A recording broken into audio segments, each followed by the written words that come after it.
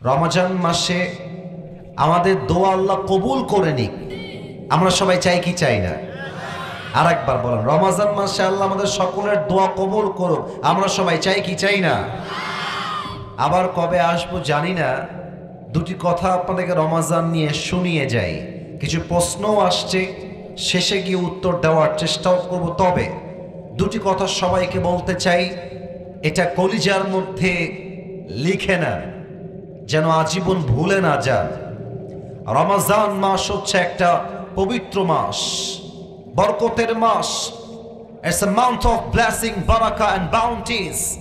এই মাসটা হচ্ছে পুরোটাই রহমতের মাস।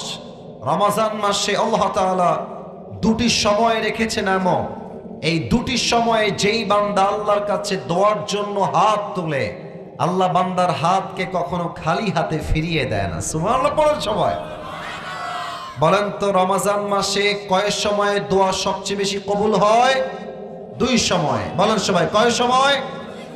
দুই সময়ে বান্দার দোয়া আল্লাহর কাছে করার সাথে সাথেই কবুল হয়ে যায়। আল্লাহ তাআলা বলছেন, ওয়াইদা সাআলাকা ইবাদি আন্নী ফাইন্নী করিব। ও আমার বান্দা, তুই আমার কাছে চা, আমি তোর কাছেই আছি। তুই চাইতে দেরি হবে, আমি আল্লাহ দিতে মোটেও দেরি হবে না। সুবহানাল্লাহ পড়ার সময় এক নাম্বার সময় হচ্ছে রমজান মাসে আপনি যখন সাহরি খেতে উঠবেন, আপনি শুধুমাত্র সাহরি খাওয়ার জন্য উঠবেন না। সাহরির এই ব্লেসিং টাইমে উঠে আপনি 2 রাকাত তাহাজ্জুদের নামাজ আদায় করবেন। নামাজ যখন শেষ হয়ে যাবে, ইস্তিগফার পাঠ করবেন, এরপরে দুরূদ শরীফ পাঠ করবেন। এবার দুটি হাত আল্লাহর কাছে তুলবেন, আল্লাহর কাছে যা যা চাই, যা যা আপনার দরকার, যত অভাব আছে, যত কষ্ট আছে, যত অনটন আছে আপনার লাইফে, আপনি আল্লাহকে বলেন, আল্লাহ আমার এইটা চাই, আমার ওইটা চাই, ওইটা দরকার, এইটা লাগবে। সাহরির সময় উঠে যেই বান্দা আল্লাহর কাছে চাইতে পারে, আল্লাহর হাবিব বলেছেন, সাহরির সময়ের কোন দোয়া, তাহাজ্জুদের জায়নামাজের কোন দোয়া আল্লাহ কখনো খালি হাতে ফিরিয়ে দেয় না। সুবহানাল্লাহ পড়েন সবাই। এক নাম্বার, সাহরির সময় সকলেই 2 হাত তুলে আল্লাহর কাছে দোয়া করবেন। 2 হচ্ছে ইফতারের সময়। এটা বড় বরকতের সময়, এটা বড় অসাধারণ সময়। আমরা ইফতারের সময় বসে বসে অনেকে টাইম দেখে সময় নষ্ট করি, অনেকে ফেসবুকে টাইম লস করি, অনেকে ইউটিউবে টাইম ওয়েস্ট করি। এটা বড় বরকতপূর্ণ সময়। ইফতার যখন সামনে থাকে, পেঁয়াজি, আলুর চপ, ডিমের চপ, খেজুর, শরবত, জুস যা আছে সব বান্দার সামনে হাজির থাকে। বান্দা চাইলে খাইতে পারে, বাট বান্দা হাত দিয়ে খায় না, চুপচাপ বসে থাকে। আল্লাহ তখন বলেন, ফেরেশতা, আমার বান্দার সামনে এত খাবার রাখা আছে, আমার বান্দা খায় না কেন? আমার বান্দা জুস খায় না কেন? আমার বান্দা পেঁয়াজি খায় না কেন? ও তো চাইলে খাইতে পারে। ফেরেশতা বলে, আল্লাহ তোমার সকল বান্দারা তোমার জন্য রোজা রেখেছে, ওরা টাইম না আসা পর্যন্ত একটা লোকমা জিনিস তার মুখে দিবে না। তখন আল্লাহ রহমতের দরিয়া জোশ খেলে ওঠে। আল্লাহ বলে, আমার বান্দা কি চায়? শোনো ফেরেশতা, আমার বান্দা এখন যা চাইবে আমি আল্লাহ তার প্রত্যেকটা চাওয়াই কবুল করে নেব। না এত আস্তে সুবহানাল্লাহ পড়লে তো হবে না, বলেন সবাই জোরে সোরে সুবহানাল্লাহ। ইফতারের সময় বান্দার মনটা অনেক নরম থাকে, বান্দা ক্ষুধার্ত থাকে, বান্দা পিপাসিত থাকে, বান্দা আল্লাহকে ভয় করে চুপচাপ বসে থাকে। বান্দার দিল যখন নরম হয়ে যায়, বান্দা যখন ক্ষুধায় তৃষ্ণায় ছটফট করে, তাও পানি পান করে না, পেঁয়াজি মুখে দেয় না, আলুর চপ মুখে দেয় না, জাস্ট বিকজ অফ আল্লাহ সুবহানাহু ওয়া তাআলা। আল্লাহর জন্য কোনো কিছু শেখায় না। আল্লাহ বলছে, বান্দা ইফতারি নিয়ে আমার কাছে হাত তোল, যা চাবি আমি আল্লাহ তোকে তাই দান করে দিব। সুবহানাল্লাহ। অতএব রমজান মাস সামনে আসছে, আমরা এই দুটি সময়ে যেন দোয়া মিস না করে, সবাই বলেন আওয়াজ করে ইনশাআল্লাহ।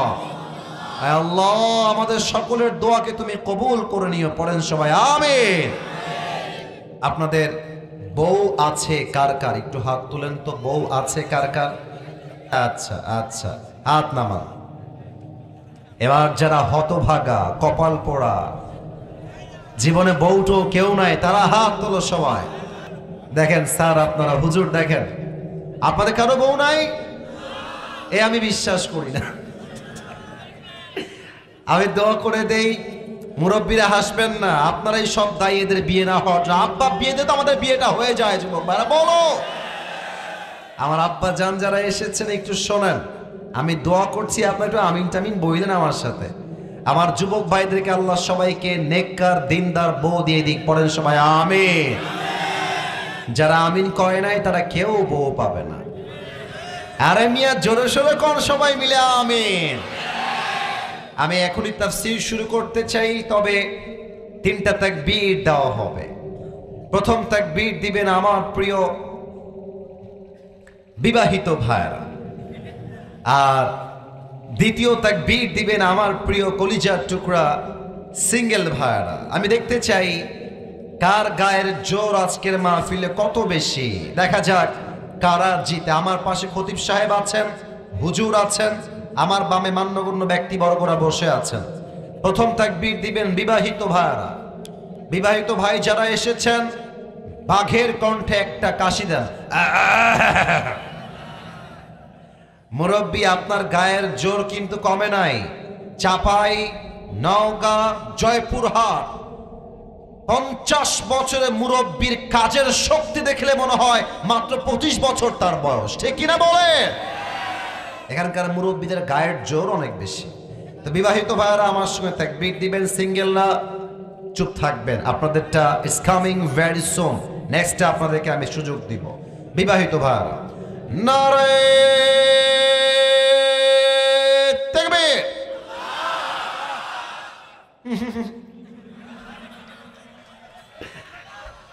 বেশি একটা আওয়াজ আসে নাই, তাই আমি ভালোবেসে বিবাহিতদেরকে আর একবার সুযোগ দিতে চাই, যাতে আওয়াজটা আগের চাইতে ব্যাটার পাই, ভালো পাই। বিবাহিত বার আর একবার দেন দেখি, গায়ের সমস্ত শক্তিকে উজাড় করে নারে তাকবীর। হ্যাঁ এবার ঠিক আছে, মোটামুটি মোটামুটি চলে। এবার আমার সিঙ্গেল ভাইদের পালা। সিঙ্গেল লাইটুকু আসি দাও। আচ্ছা স্যার আপনি নাম্বার দিয়েন, হুজুর আপনারা নাম্বার দিন, আমি একটু গ্যাপে গেলাম, দেখা যাক কারা জিতে। সিঙ্গেল ভাইরা, it's time for the single people. Single ভাইরা নারে তাকবীর। বিবাহিত ভাইরা আমাকে মাফ করে দিও। সিঙ্গেল ভাই আজকের মাহফিলে পাশ করেছে তাকবীরের আওয়াজ। আচ্ছা মুরব্বী একমত, হুজুর একমত, আমি চেহারা দেখে বুঝে গেছি। এবার আর কোনো ভেদাভেদ নাই, এবার সবাই মিলে তাকবীর দিব। তাকবীর শেষ, কোরআন থেকে আলোচনা শুরু হয়ে যাবে। আশা রাখবো তাকবীরটা এত জোরে হবে যে তাকবীরের ঠেলায় আমি আসিফ হুজুর স্টেজ ভেঙে উল্টে নিচের দিকে পড়ে যাব। দেখা যাক জয়পুরহাটের সন্তানরা কত জোরে আওয়াজে তাকবীর দিতে পারে। তবে হ্যাঁ, প্রত্যেকটা মিডিয়া আজকের মাহফিলটা রেকর্ড হচ্ছে। কালকে সকালে ঘুম থেকে উঠেই দেখবেন জয়পুরহাটের মাহফিল ইউটিউব, ফেসবুক সব জায়গায় ছড়িয়ে গিয়েছে। এটা আমি অহংকার নিয়ে বা শো অফের জন্য বলছি না। আমি চাই জয়পুরহাটের আজকের মাহফিল যে যেখান থেকে দেখবে সে যেন আপনাদের সাউন্ড শুনে বলতে বাধ্য হয়, জয়পুরহাটের সন্তানগুলো বিড়ালের বাচ্চা নয়, সব সিংহের বাচ্চাগুলো আমার সামনে বসে আছে। এরা নারায়ে তাকবীর। আল কোরআনের আলো, আল হাদিসের আলো, কোরআন হাদিস যেখানে, আলেম ওলামা যেখানে, জয়পুরহাটবাসী যেখানে, আল্লাহ যেন কবুল করে। পড়েন সবাই আমিন। যদি পারেন একটা কোরআন একটু নিয়ে এসে রেখে দেন। আপনারা আমাকে আজকে সরাসরি প্রথম দেখছেন, কারা কারা একটু হাত তুলেন তো। সরাসরি প্রথম, আয় হায় হায় হায় হায় হায়, সবাই প্রথম আজকে সরাসরি। বলেন সবাই আওয়াজ করে মারহাবা। আল্লাহ যেন এই ভালোবাসাকে কবুল করে, পড়েন সবাই আমিন। আমার প্রিয় জয়পুরহাটের ভাইরা, আজ আমাদের আলোচনার মূল বিষয়বস্তু হচ্ছে the life of hair after, পরকালের জীবন। বলেন সবাই কোন জীবন? হ্যাঁ মাশাআল্লাহ, আওয়াজটা আরেকটু জোরে চাই। দুনিয়ার জীবন না পরকালের জীবন? মাশাআল্লাহ। আমি এখন 3টা প্রশ্ন করব সবাইকে। মুরব্বী আব্বা চান, আমার যুবক ভাইরা বি অ্যাক্টিভ হয়ে যান। আর কিছু বাবুরা এখানে একটু মারামারি করার ট্রাই করছে, ওদেরকে চুপচাপ একটু দেখে রাখবেন। আব্বা চান একটু দেখে রাখেন, ঠিক আছে? দেখে রাখেন এদেরকে, এরা যেন মারামারি না করে। আমি সবাইকে 3টা প্রশ্ন করছি, লুক অ্যাট মাই ফেস। সবাই আমাকে দেখবেন, কেউ যেন ডান বাম না দেখে, আমার দিকে তাকান সবাই। বলেন তো আমার প্রিয় ভাইরা, মাহফিলে যে আপনারা সবাই জীবিত এসেছেন, জীবিত যে বাসায় আবার ফিরে যাবেন, এই ব্যাপারে do you have any guarantee about it? কোনো গ্যারান্টি কি আপনার কাছে আছে?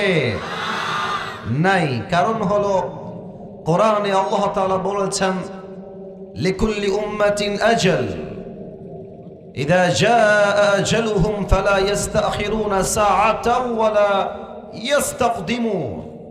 আল্লাহ বলছেন প্রত্যেকটা উম্মতের জন্য আমি আল্লাহ তাআলা মৃত্যুর একটা সময়কে বেঁধে দিয়েছি। The death will come on time, it will never late. যখন যার সময়, সেই মুহূর্তে মালাকুল মওতকে পাঠিয়ে তাকে দুনিয়ার থেকে তুলে নিবে একজন। আওয়াজ দিয়ে বলেন সবাই, তিনি কে? 1 নাম্বার প্রশ্ন শেষ। 2 নাম্বারটা একটু বুঝে উত্তর দিতে হবে, একটু বুঝে, মাথা ঠান্ডা করেন, বুঝে উত্তর দেন। বলেন তো আমরা যেই জগতে এখন বসবাস করছি, এটা কি পরকাল না ইহকাল? মাশাআল্লাহ, আপনারা অনেকে বাদ গেছেন, আমি আওয়াজ আসে নাই। পরকাল না ইহকাল? এবার আমাকে উত্তর দেন। বলেন তো ইহকাল বা দুনিয়ার জগৎ কি বেশি উত্তম না পরকালের জগৎ বেশি উত্তম? যেমনটা কোরআনে আল্লাহ তাআলা বলেছেন 30 নম্বর পারা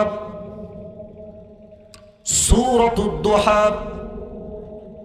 আল্লাহ রাব্বুল আলামিন বলছেন বান্দা শোনো শোনো, ওয়ালাল আখিরাতু খায়রুল লাকা মিনাল উলা। আল্লাহ বলছেন দুনিয়ার জীবনটা আসল উত্তম জীবন নয়, বরং দুনিয়ার জীবনের চাইতে আখিরাতের জীবনকে বেশি উত্তম করে বানিয়েছে একজন। আওয়াজ দিয়ে বলেন সবাই, তিনি কে? The life of hereafter is much more better than this worldly life. দুনিয়ার জীবনের চাইতে আল্লাহ তাআলা আখিরাতের জীবনকে 1000 গুণ বেশি উত্তম করে বানিয়েছে। কোন সবাই সুবহানাল্লাহ।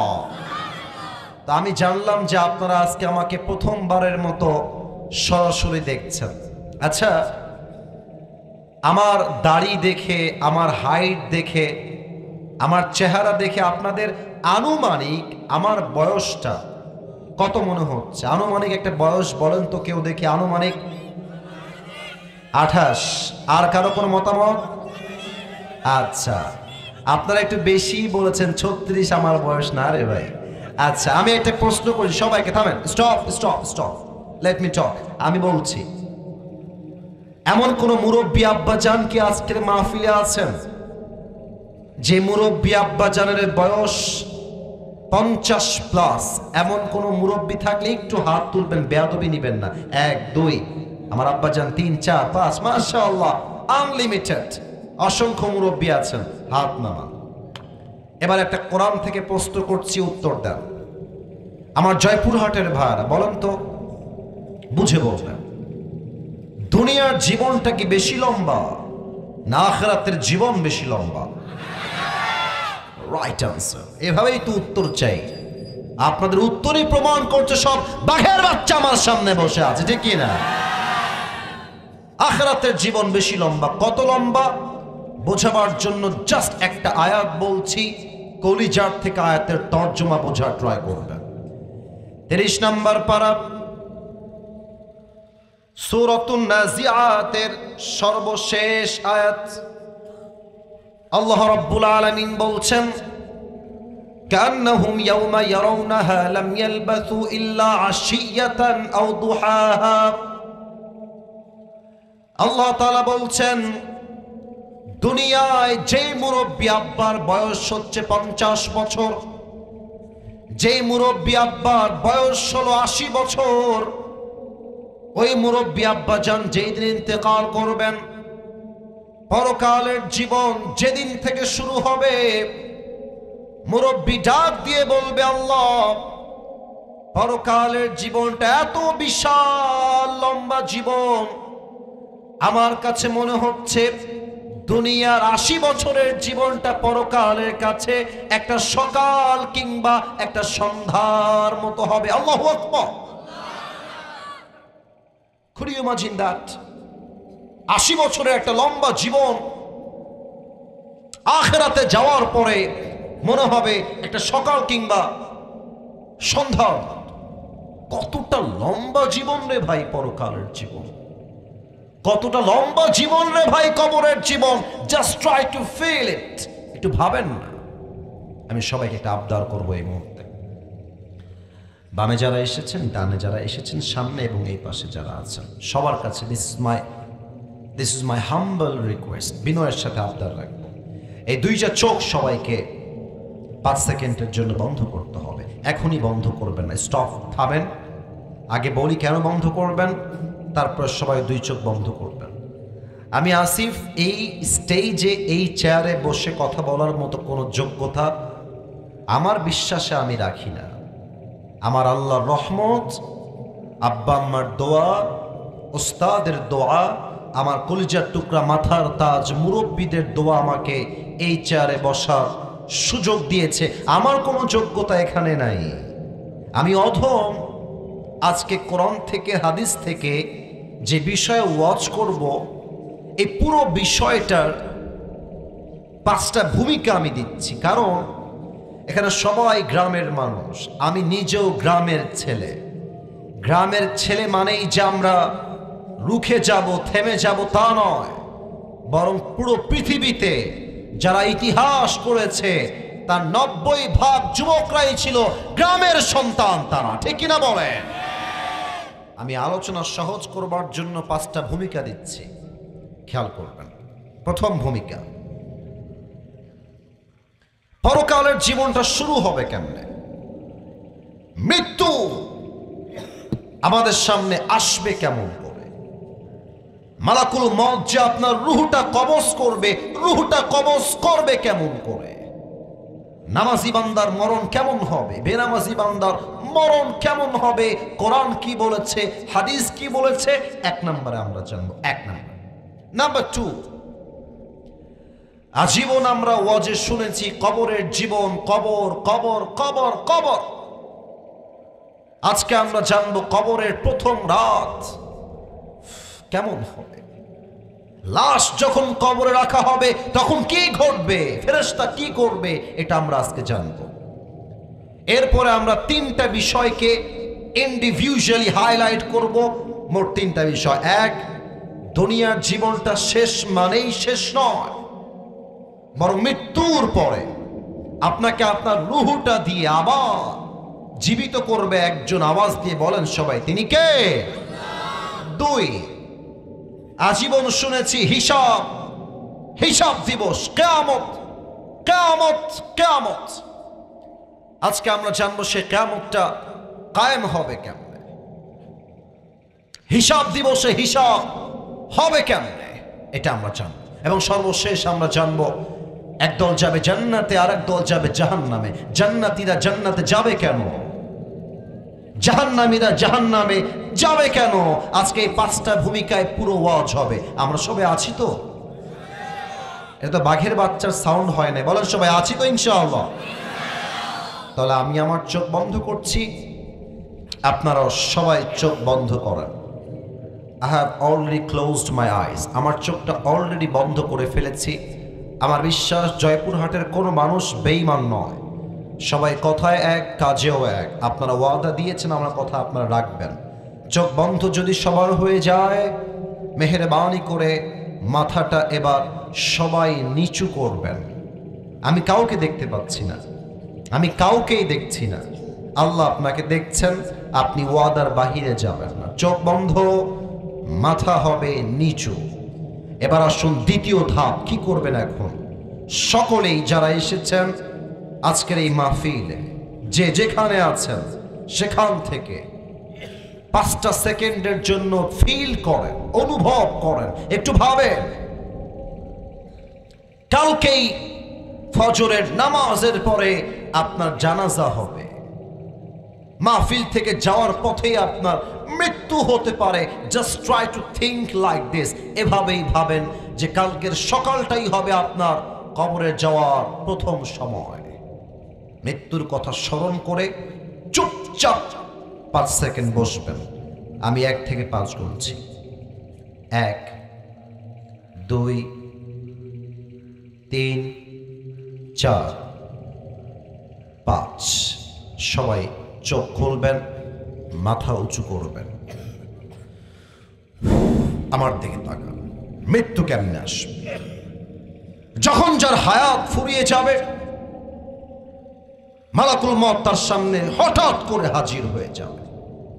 যে নামাজি বান্দা হবে তার সামনে যখন মালাকুল মউত আসবে, তার দেহের চামড়া রং হবে সাদা ধবধবে ফর্সা, জামার রং হবে সাদা, মুখে থাকবে লম্বা চাপদাড়ি, দেখতে হবে তাগড়া যুবক। নামাজি বান্দার সামনে এসেই বলবে, ইয়া আইয়াতুহান নাফসুল মুতমাইন্না উখরুজি ইলা মাগফিরাতিল্লাহি ওয়া রিজওয়ানিহি। এই নামাজি বান্দা, টেনশন নাই, আসো, বের হয়ে আসো। নামাজি বান্দা বলবে, কোথায় বের হব? মালাকুল মউত বলবে, ইলা মাগফিরাতিল্লাহি ওয়া রিজওয়ানিহি। আসো, আল্লাহর জান্নাত তোমার জন্য অপেক্ষায় অপেক্ষমান রয়েছে। সুবহানাল্লাহ। আচ্ছা দেখেন তো, এইটা আমার হাতে কি বলেন তো সবাই? এত আস্তে কেন রে ভাই? বলেন সবাই, এটার নাম কি? আচ্ছা আরেকবার খেয়াল করেন তো, এটা কি গোল না চারকোনা? হাদিস শোনেন, কাফাম মিন নাকফানিল জান্নাহ ওয়া হানুত মিন হানুতিল জান্নাহ। নামাজি বান্দার রূহকে কবজ করবার জন্য আল্লাহ তাআলা জান্নাত থেকে একটা লাল রেশমি রুমালের চাদর হাদিয়া হিসেবে, গিফট হিসেবে নামাজি বান্দার কাছে জান্নাত থেকে হাদিয়া হিসেবে পাঠায় দিবে। সুবহানাল্লাহ পড়বেন না আপনারা? এবার সবাই আমার ডান হাত দেখবেন, সবাই আমার ডান হাত খেয়াল করবেন। নামাজি বান্দার রূহের দিকে মালাকুল মউত তার ডান হাতটা বাড়িয়ে দিবে। রূহ যখন কবজ হয়ে যাবে, রূহটাকে এমনি ধরে নিয়ে আসবে, রূহটাকে ধরে রুমালে রাখবে, রুমালটা এমনি ভাঁজ করবে এবং এই রুমালটাকে সোজা ইল্লিয়িন তথা জান্নাতের ঠিকানায় নিয়ে পৌঁছায় দিবে। সুবহানাল্লাহ পড়বেন না? This is the death of people, those who perform the salah. এটাই হচ্ছে নামাজি বান্দার মরণ। কিন্তু বেনামাজের মৃত্যু বড্ড ভয়ঙ্কর হবে। মুরব্বীরা আপনারা আমার কথায় রাগ করবেন না, একটা কথা বলছি। এখানে 2-1 মুরব্বী এমনও আছেন যে মুরব্বী এখানে ওয়াজও শুনছেন, আগামীকাল চায়ের দোকানে বসে সেই মুরব্বী বিড়িও টানবেন, এরকম মুরব্বীও এখানে বসে আছেন। আচ্ছা আপনারা আমার কথায় ভয় পাবেন না, বললাম আমার কথা ঠিক আছে কিনা বলেন? সব মুরব্বীকে আমি এক পাল্লায় মাপছি না। আমি বিশ্বাস করি এমন কোন মুরব্বী হয়তো এখানে নেই। আবার অনেক যুবক এখানে বসে আছে, ওরা এশারের নামাজটাও পড়ে নাই, বাসায় গিয়ে ঘুমায় যাবে, হয়তো ফজরটাও তারা পড়বে না। অনেক যুবক এখানে বসে আছে, ওদের মোবাইল ফোনটা এখন বের করে চেক করলে দেখা যাবে ওই যুবকটা মাহফিলে বসেই তার গার্লফ্রেন্ডের সঙ্গে চ্যাটিং করেছে। মাহফিলে বসে এখানে অনেক যুবকের ফোন চেক করলে পাওয়া যাবে তার মোবাইল ফোনের গ্যালারিতে কয়েকশো হিন্দি গান ডাউনলোড করা আছে, ঠিক কিনা বলে? আমি বলবো আজকে তোমাদের মৃত্যু কেমন হবে। আমি সেই মুরব্বীর জন্য ওয়াজ করব, যেই মুরব্বী আজ চাপ দাড়ি রেখেও পিরিটানে মোড়ের উপরে ওপেনলি পাবলিক প্লেসে, তার মৃত্যু কেমন হবে।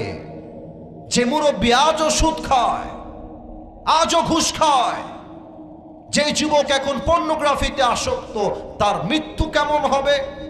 আমি হাদিস থেকে শুরু করছি। আল্লাহর হাবিব বলেছেন, বেনামাজির সামনে যখন মালাকুল মওত আসবে,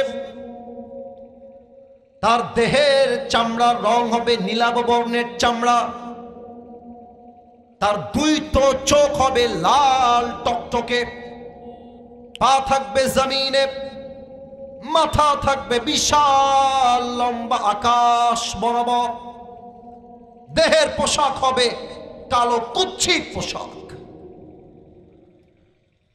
মালাকুল মওতের ভয়ঙ্কর চেহারা দেখে মুরব্বী, যুবক, মা, বোন, আমার দুই হাত দেখেন থর থর থর থর থর থর করে কাঁপবে।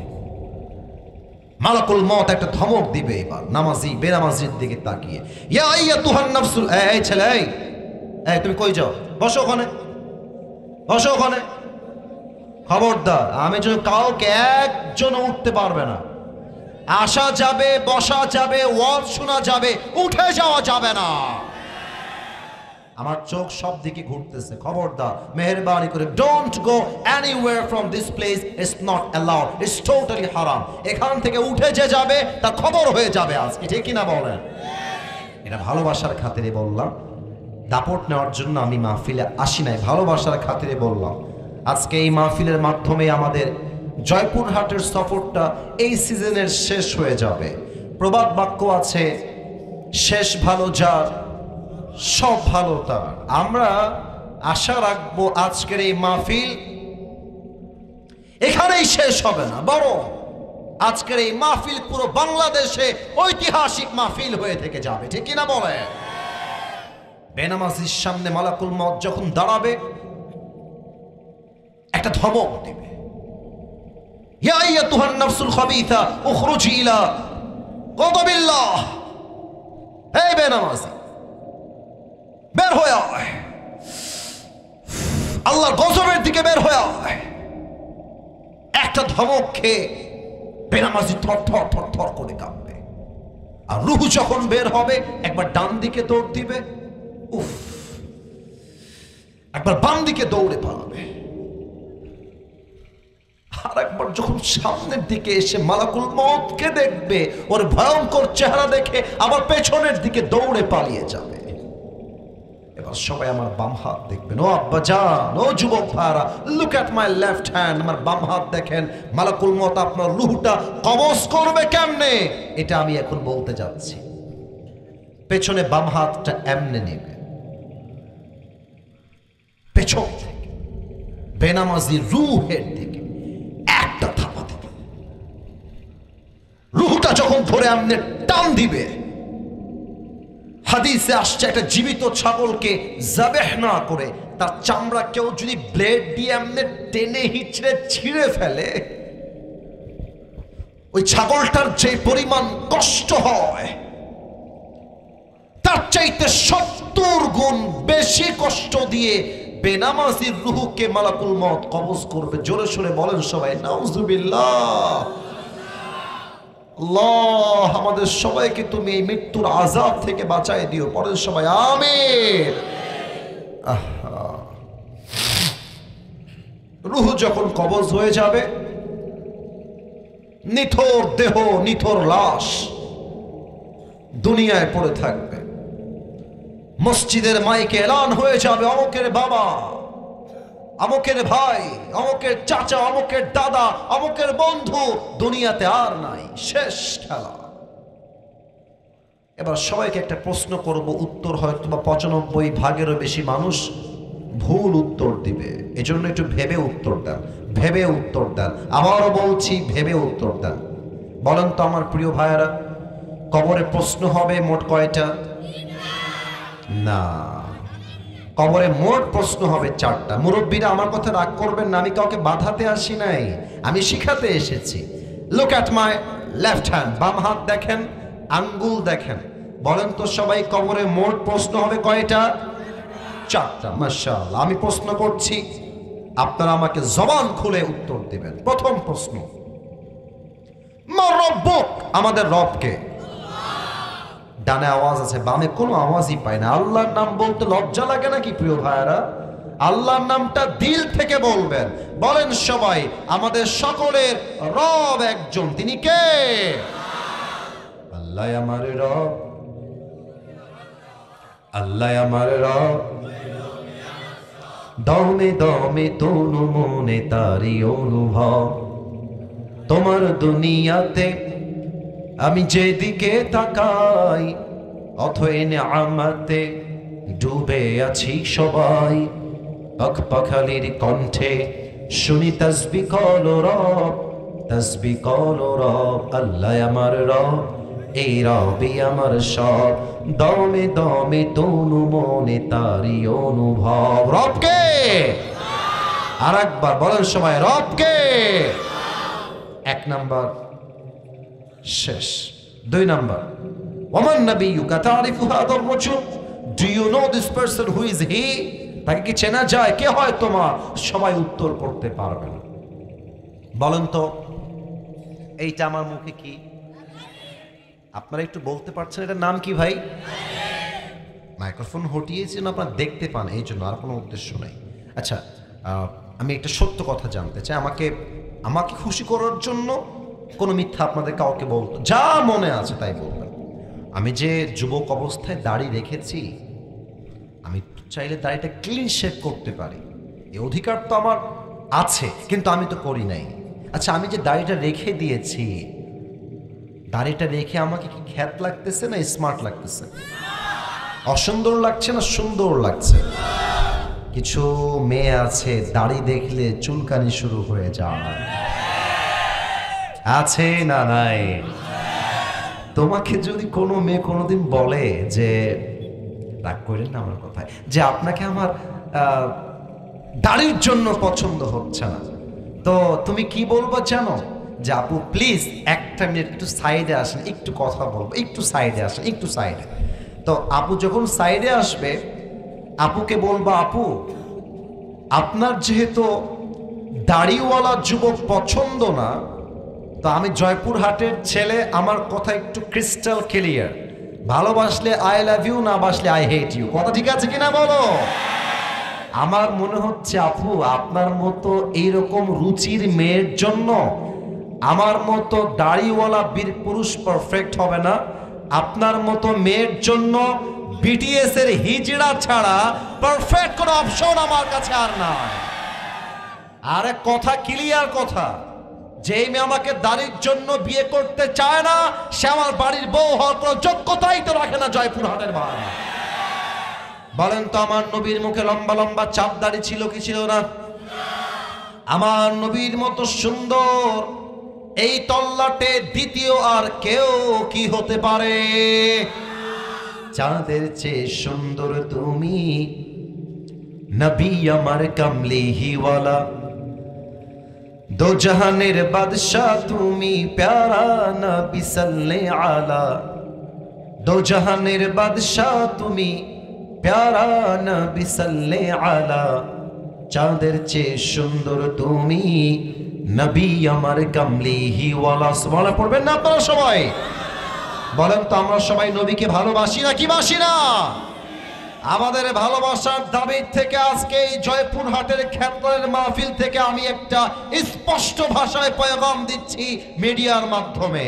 আমরা আগামীর বাংলাদেশে সংসদে আইন পাশ দেখতে চাই, আমার নবীর শানে, আমার নবীর ইজ্জতে কোন নাস্তিক যদি একটা কুশব্দ করে, ওই নাস্তিককে বাইতুল মুকাররমের সামনে ওপেনলি ফাঁসির কাস্টে ঝুলিয়ে হত্যার রায় পাশ করতে হবে। আওয়াজ করে বলেন সবাই, ঠিক কিনা?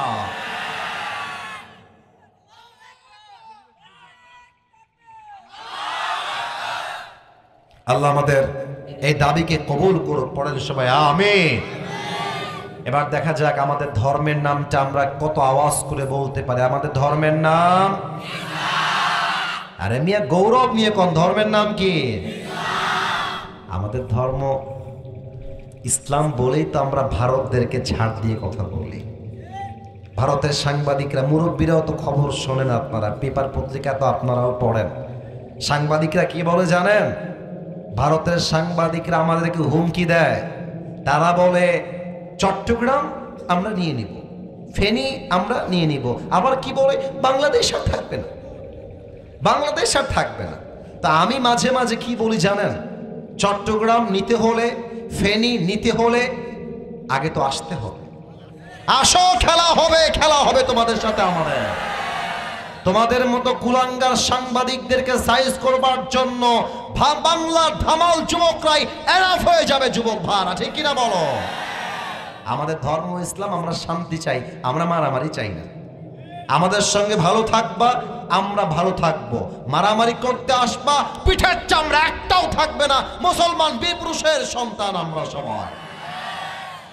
তিনটা উত্তর যখন শেষ, ফেরেশতা বলবে কিরে, এ তো একটাও আটকায় না। প্রত্যেকটা উত্তর ঠাস ঠাস ঠাস ঠাস করে দিয়ে দেয়। আরে ভাই তুমি কি নকল করলা নাকি? ফেরেশতা বলবে ওয়ামা ইলমুক, ওয়ামা ইলমুক। 4 নাম্বার প্রশ্ন, এই ভাই তোমার এত জ্ঞানের উৎস কোথায়, কই থেকে শিখেছ?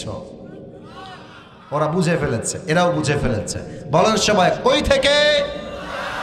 আবার বলেন কই থেকে? আল্লাহ বলবে এই ফেরেশতা স্টপ, কেফ, থামো, আর কোনো প্রশ্ন নাই, থামো। আমার বান্দার কবরটাকে এখনই তোমরা জান্নাতের বাগান বানিয়ে দাও। আমার বান্দার কবরটাকে তোমরা এখনই 70 গজ লম্বা করে দাও। কোন সবাই সুবহানাল্লাহ। এবার সবাই 2 হাত তোলেন, কেউ যেন বাদ না যায়। সবাই 2 হাত তোলেন। প্রিয় ভাইরা, আমি এই মাহফিলে এসেছি ঠিক 10:45 বাজে, যখন ঠিক তার আগা পিছা করে আমি এসেছি। এখন বাজে 11:51। আমার কথা এখনো শেষ হয় নাই। সবাই 2 হাত স্ট্রংলি ধরে রাখবেন। কমিটির তুহিন সহ যারাই আছে, আমাদের ফর্ম দেওয়া আছে। 1 ঘন্টা ওয়াজ হবে, তার বেশি এই জন্য নয়, রাত বেশি হলেই মানুষ ফজরের নামাজটা মিস করে ফেলে। নামাজের চাইতে ওয়াজ বেশি দামি নয়, ওয়াজের চাইতে ফজরটা বেশি দামি। কথা ঠিক আছে কিনা আগে বলেন এই কথাটা। তবে 1 ঘন্টা যদিও পার হয়ে গেছে আমি বুঝতেছি, তবে সব জায়গায় তো নিয়ম দিয়ে নয়, মাঝে মাঝে তো ভালোবাসা দিয়েও হিসাব করতে হয়, ঠিক আছে কিনা বলে। তা আমি চাই 12টার পরে সামান্য কিছু সময় ওয়াজ হবে। আমরা সবাই আজকের মাহফিলে আছি না নাই? তাহলে ওয়াদা করেন, সবাই একটা কাশি দেন, দেখা যাক আওয়াজ কেমনে হয়। বলেন সবাই হুজুর। এটা কিন্তু ক্যামেরায় রেকর্ড হচ্ছে, আওয়াজ আসতে নয়, জোরে বলো হুজুর। আমরা জয়পুরহাটের সন্তান, আপনাকে ওয়াদা দিলাম, দোয়া না করে আমরা কেউ, আমি যেমনে বলবো তেমনে আপনারা বলবেন যাব না। আমি সবার হাত দেখতে চাই, যাব না। বলেন সবাই আওয়াজ করে ইনশাআল্লাহ। এবার যতক্ষণে মামুর বেটা উঠে যায়, লে ঘিরে লে, খবরদার কেউ উঠে যাবেন না। পুরো বছরে একটা দিন মাহফিল, দোয়া ছাড়া কেউ বাসায় ফিরে যাবে না, ঠিক কিনা বলে। এবার আসুন বাকি 3টা বিষয়কে বলে আমরা দোয়ার দিকে যাই। প্রথম ছিল মৃত্যুর মানেই জীবনটা শেষ নয়, বরং মৃত্যুর পরে আবার আমাদেরকে জীবন দিয়ে জীবিত করবে একজন। আওয়াজ দিয়ে বলেন সবাই, তিনি কে? কেমনে জীবিত করবেন ব্যাখ্যা দিচ্ছি। আমার হাতে একটা জিনিস আমি এই মুহূর্তে মোড়াচ্ছি। ডানে কয়েকটা বদমাইশ বসছে, ওরা এই সালপাল আমি দেখি কিন্তু সব, আমি বুঝি, আওয়াজ করবো না, একদম চুপচাপ। আমার হাতে একটা জিনিস দেখা যায়, কি জিনিস পরে বলবো, দেখা কি যায়? দেখেন এটা কিন্তু বিড়ি না রে বাবা, এটা বিড়ি না, এটা হচ্ছে হুইসেল বা বাঁশি। একটু রাগ করবে না, বলেন তো হুইসেল বা বাঁশি। এই যে এখন যে ওয়াজ করতেছি রাত বাজে 12টা, এই মুহূর্তে exactly at this present time, এই মুহূর্তে ইসরাফিল আলাইহিস সালাম সিংহাটা ফু দেওয়ার জন্য জাস্ট লাইক দিস এইভাবে দাঁড়িয়ে আছে, মুখের সামনে সিংহা। আল্লাহ যখনই বলবে এই ইসরাফিল ফু দাও, একটা ফু দিবে, সঙ্গে সঙ্গে কিয়ামত শুরু হয়ে যাবে। পুরো পৃথিবীটা একটা ফু দিয়ে ধূলিসাৎ, বিল্ডিং, পাহাড়, বিশাল উঁচু উঁচু প্রাসাদ, একটা ফু দিবে, সব ভেঙে চূর্ণ বিচূর্ণ হয়ে যাবে একটা ফু। আল্লাহ বলবে ইসরাফিল সেকেন্ড ফু দাও। ইসরাফিল সিংহা ধরে একটা ফু দিবে। দ্বিতীয় ফু দেওয়ার সাথে সাথে মানুষ, জিন, ফেরেশতা, পশু, পাখি, জানোয়ার, প্রাণী, বাঘ, ভাল্লুক, সিংহ সব মরে ভূত হয়ে যাবে একটা ফু দেওয়ার সাথে সাথে। এবার আল্লাহ ডাক দিয়ে বলবে ইয়া মালাকাল মাউত আখবিরনি মান ইয়াবকা। হে মালাকুল মউত, আমাকে বলো দুনিয়ায় আর কে কে বাকি আছে। মালাকুল মউত ডাক দিয়ে বলবে আল্লাহ দুনিয়ায় কেউ বাকি নাই। মানুষ মরে গেছে, জিন মরে গেছে, ফেরেশতারাও সবাই মরে শেষ হয়ে গিয়েছে, জাস্ট আমি আছি আর আমার 3 জন বন্ধু আছে। এক হলো জিবরাইল, এক হলো মিকাইল, আর এক হলো ইসরাফিল। এই হলো 3 জন, আর আমি সহ 4 জন, আর কেউ বেঁচে নাই। আল্লাহ ডাক দিয়ে বলবে মালাকুল মউত যাও, তোমার মিশনে বের হয়ে যাও। তোমার বন্ধু জিবরাইলের রূহ কবজ করো, তোমার বন্ধু মিকাইলের রূহ কবজ করো, তোমার বন্ধু ইসরাফিলের রূহটাও কবজ করে আমার কাছে নিয়ে আসো। মালাকুল মউত বলবে আল্লাহ যা বলবেন আমি তাই করতে বাধ্য, বের হয়ে যাও। ইসরাফিল, মিকাইল, জিবরাইল সবার রূহ কবজ হয়ে যাও। আল্লাহ আমার প্ল্যান সাকসেস, তোমার আদেশ বাস্তবায়ন হয়ে গিয়েছে। আল্লাহ বলবে ইয়া মালাকাল মউত। আরে বেটারা তো দেখি পাগল, যে ফুটছে ফুটো, কিয়ামত হলেও তো ডানবাম করা যাবে না। তাফসীর মাহফিল চলছে এখানে, ঠিক আছে কিনা বলে?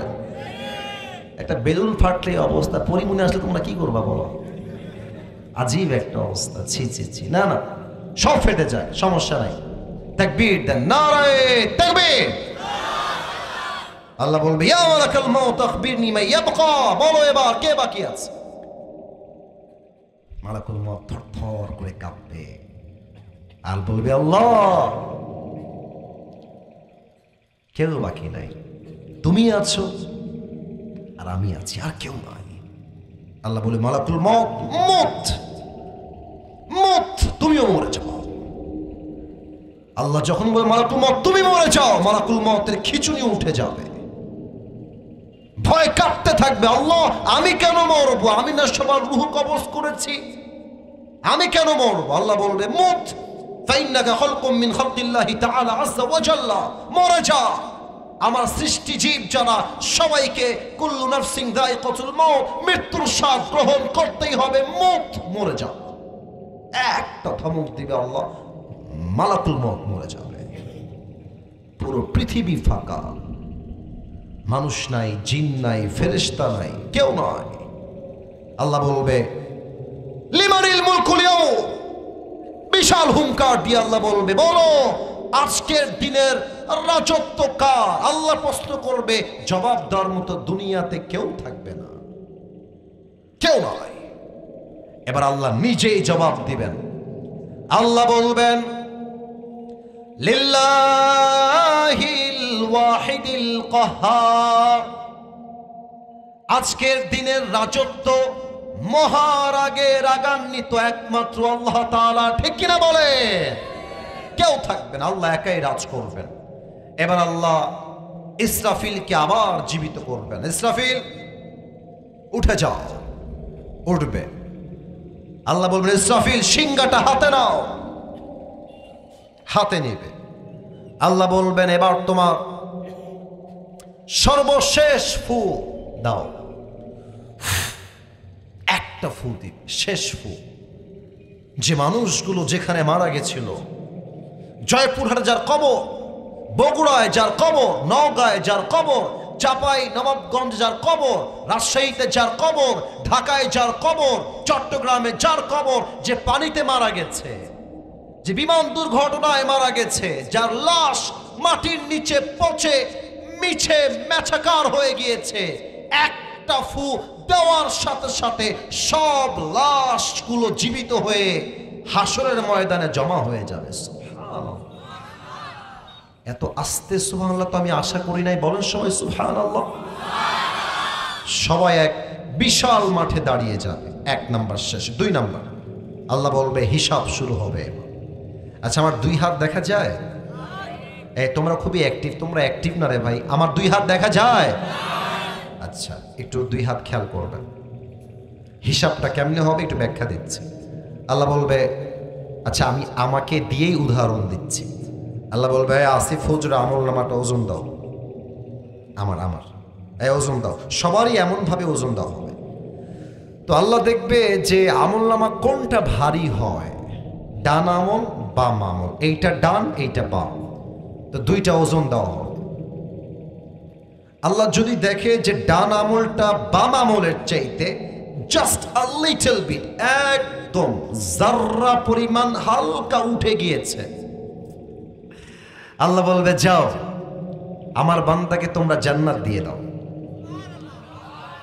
জোরে বলুন সবাই মিলে সুবহানাল্লাহ। এবার দেখা যাক আপনাদের মেধা কত ভালো। মেধা চেক করতে চাই। মেধা, ব্রেইন 1% উঁচু হয়ে গিয়েছে, আল্লাহ বলবেন জান্নাত। এবার বলেন তো জান্নাতে যাওয়ার জন্য মোট আমল নামা 100তে কত লাগবে? 51। বলেন সবাই কত? 51। আপনারা জানলে অবাক হবেন, একটা আমলের জন্য বাপ তার সন্তানকে চিনবে না, মা তার সন্তানকে চিনবে না, বউ তার স্বামীকে চিনবে না, স্বামী তার বউকে চিনবে না। ঠিক কিনা বলে? কিয়ামতের কঠিন ময়দানের প্রথম হিসাব কি বিষয় হবে? আল্লাহর হাবিব বলেছেন, আউয়ালু মা ইউহাসাবু বিহিল আবদু ইয়াউমাল কিয়ামাতি আস-সালাহ। কিয়ামতের দিবসে প্রথম হিসাবটাই হবে নামাজ নিয়ে। আওয়াজ দিয়ে বলেন সবাই, ঠিক কিনা? আপনারা সবাই ডক্টর মিজানুর রহমান আজহারি হুজুরের নাম তো শুনেছেন। ছি এত আস্তে কইলে মান সম্মান থাকে, শুনছেন না আপনারা সবাই? যুবকদের তো কলিজার টুকরা তিনি। আপনারা হয়তো জানেন অনেকেই যে 22শে ফেব্রুয়ারি মিজানুর রহমান আজহারি হুজুর আমাদের চাপাই নবাবগঞ্জে আসছেন। আমি বলেছিলাম আমার একটা মাহফিলে যে আমাদের রাজশাহীর চাপাই নবাবগঞ্জের তাফসীর মাহফিলটা পুরো বাংলাদেশের সমস্ত রেকর্ডকে ভেঙে দিবে ইনশাআল্লাহ। এবং আমার বিশ্বাস রাজশাহীর মানুষ এরা ইসলামকে কলিজার থেকে ভালোবাসে। ঠিক কিনা বলে? ওনার একজন নানা ছিলেন, আজহারির নানা, হয়তো তোমরা যুবকরা চিনতে পারো, না চেনা হয়তো বা না। নাম হচ্ছে গোলাম সারোয়ার সাইদি হুজুর। দেখবেন চেহারা খুবই সুন্দর, বয়স 50+ কাছাকাছি। যারা ফেসবুক ইউজ করেন তারা হয়তো বা অনেকবার দেখেছেন। উনি তার ওয়াজে একটা কথা বলতেন প্রায় সময়, এ কথা আপনার কলিজায় গিয়ে সোজা আঘাত করবে। উনি বারবার বলতেন, নামাজ নাই যা ঈমান নাই তা, নামাজ নাই যা মুসলমান হিসেবে পরিচয় দেওয়ার কোন যোগ্যতাই তার নাই। ঠিক কিনা বলে? এবার বলেন তো ইসলামের দ্বিতীয় খলিফা নাম কি ছিল? কে বলতে পারে দ্বিতীয় খলিফা? পিচ্ছি দেখছেন, খেয়াল করছেন? খুব সুন্দর। তোমার নাম কি বাবু কলিজা?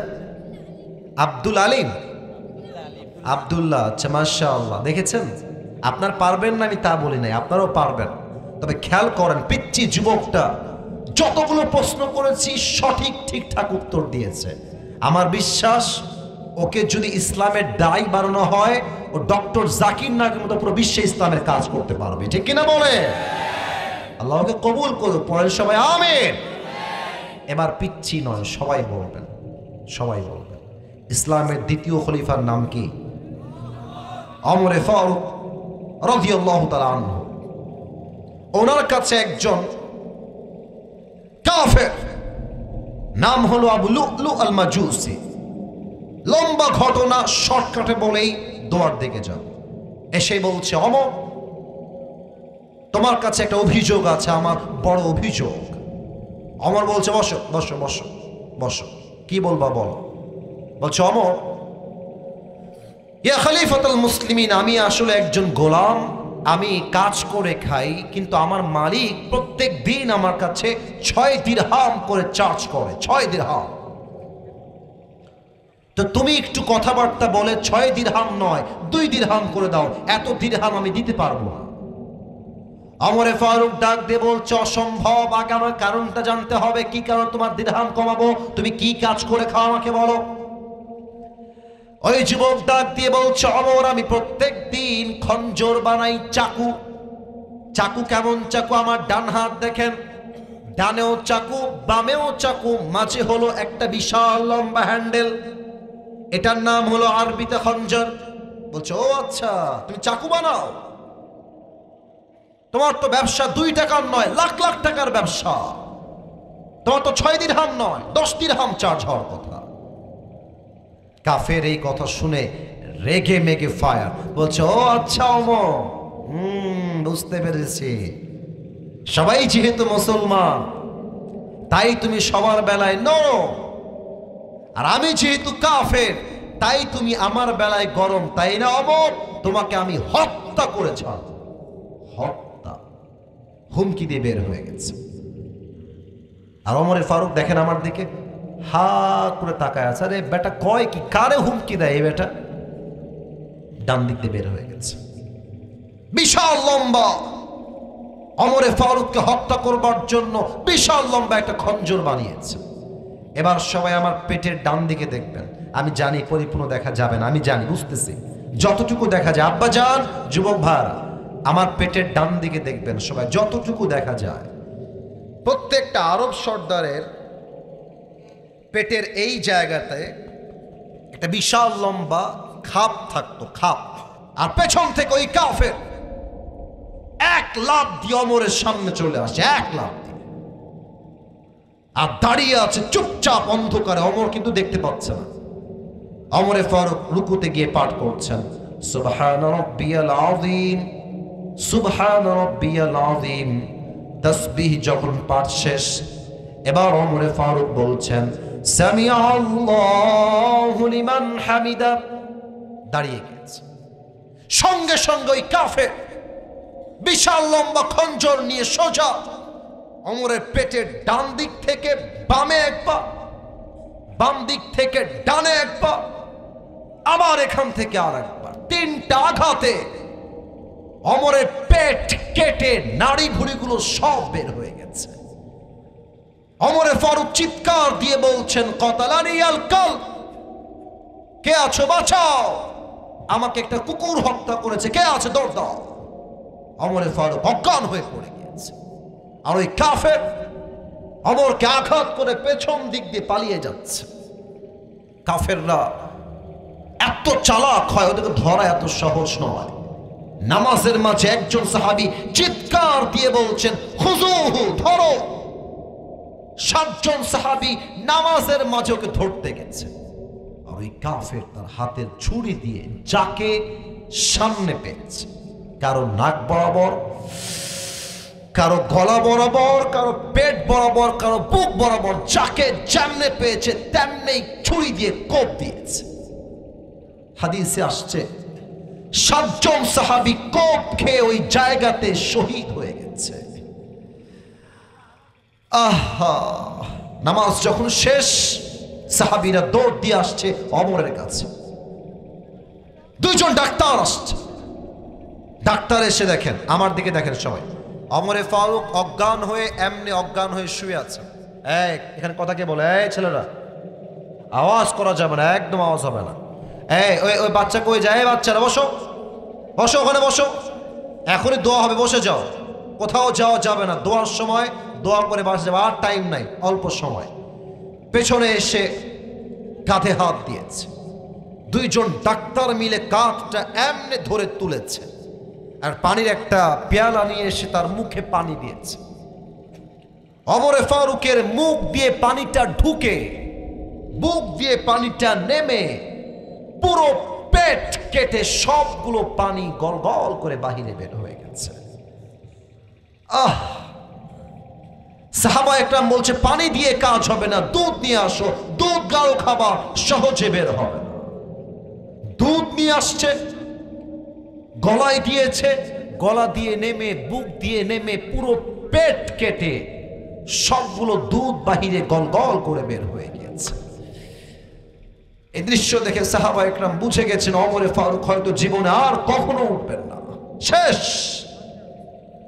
হঠাৎ করে এক সাহাবী দেখছেন ওমরে ফারুক তার চোখটা একদম ছোট্ট করে একটু খুলেছেন, একটু।